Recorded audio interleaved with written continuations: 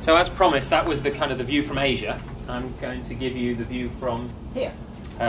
So what I'm going to do is cover three practical trends, if you like, three things that we're observing happening in companies based here that relate to supply chain.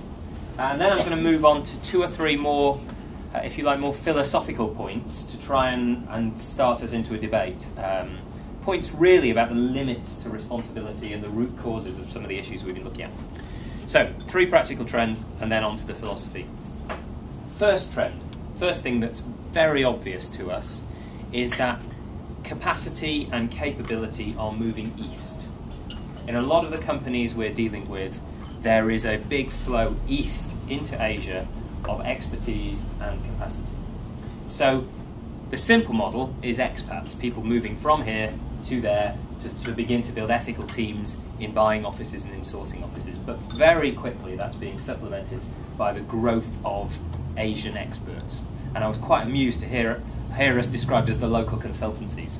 And that just shows the kind of the way the world is changing. And in fact, we've had the experience just over the last 4 or 5 months of doing a lot of training and a lot of work with major Western brands working in Asia, and the people we are training now, the room is half Asian and half Western, and just that's an immediate and visible distinction to me that these that the balance of power and the balance of knowledge is shifting east. Now that has a couple of implications. Firstly, it makes it very important, I think, that we've got our kind of thinking straight here, because we're now no longer a kind of a developed world educating a developing world on how they should be running their business. If that's your philosophy when you stand up in front of a room like that, you're going to feel pretty embarrassed for it pretty quickly.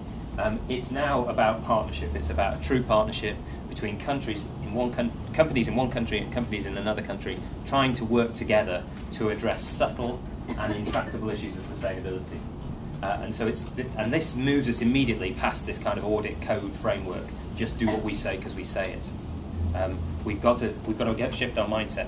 The other implication of it, I think, is that increasingly what you're seeing is the Asian offices, the sourcing offices, the ethical teams in Asia, they are kind of running the day-to-day part of the compliance program. So they are running the audits, they're running the corrective action plans, they're following through on that in Asia. The question is, what does that leave for the teams in the UK to be doing? And I think the teams in the UK are changing their role. We're really noticing this.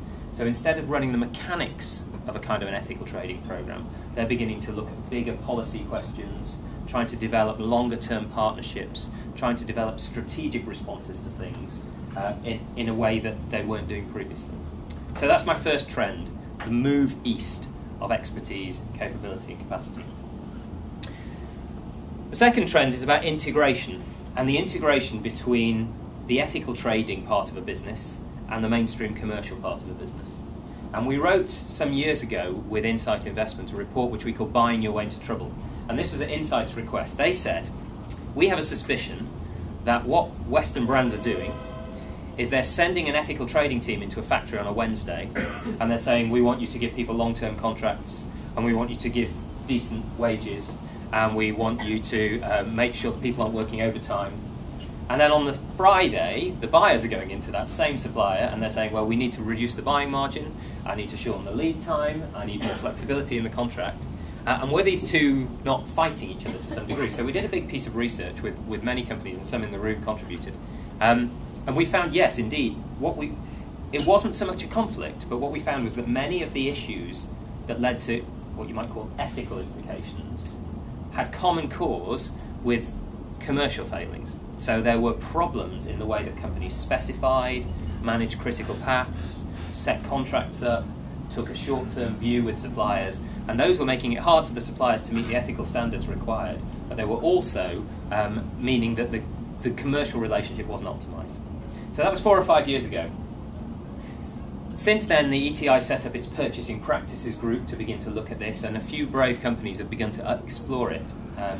But I think just in the last 6 months, we've seen a real getting to grips with this problem. It's still by no means common, but in many of the companies we're dealing with, we're really beginning to see interest and engagement from the commercial and buying teams in these kind of root cause questions. How can we solve these problems at source? It is early days. But we're seeing a lot of buyer training. We've seen some very interesting examples and case studies beginning to come out of companies now. And I think there's a new generation of buyers. Some of the hard-bitten old hands still believe in the thumb screws, but I think there's a new generation of buyers coming out that are beginning to try and look for more creative win-win solutions.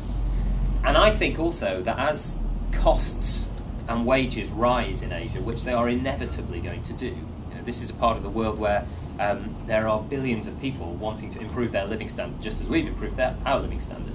As those costs and wages rise, we're going to have to find cleverer ways of actually taking cost out of the supply chain. And the current retail negotiation model, I'm simplifying, but it can often lead to playing past the parcel with cost. We will take the cost out from us, and you will carry it. And actually, if you look at very sophisticated supply chains in electronics, automotive manufacturing, where margins have been tight for many years, suppliers and buyers have worked together to find quite clever ways of taking the cost out altogether, which means that both parties can share the benefit. And so I see the beginnings of integration between mainstream buying and ethical trade. That's my second trend. The third is a growing interest from what you might call the B2B supply chain, business to business. So this whole thing started with consumer goods, things that the consumer wanted, and they didn't want to take that pair of trainers and think they'd be made in a sweatshop. And that means that the FMCG, the consumer goods, the retailers have a kind of 10, 15-year head start here. But we are seeing increasing interest from companies who just have a big supply chain, but the goods are not going straight onto the customers. They're a business-to-business supply chain. We've got quite a lot of publishers in the room, and I know that there's an immense amount of work being done to look at paper sourcing, one particular topic. But we're also seeing requests from pharmaceutical companies, finance companies, and others beginning to want to tackle their supply chain and say, what should we do? We appreciate that we have some responsibility. How do we discharge it? Now, there's still, I think, many of those companies in the early days. They're still labouring away with questionnaires.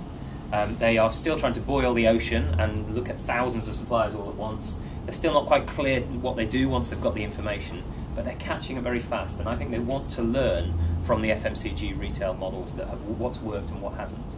And I'm already seeing a request for a kind of a B2B SEDEX, somewhere that people can begin to share these kind of pieces of information and move quickly to having an understanding. So that's my third trend, the rise of interest from the B2Bs.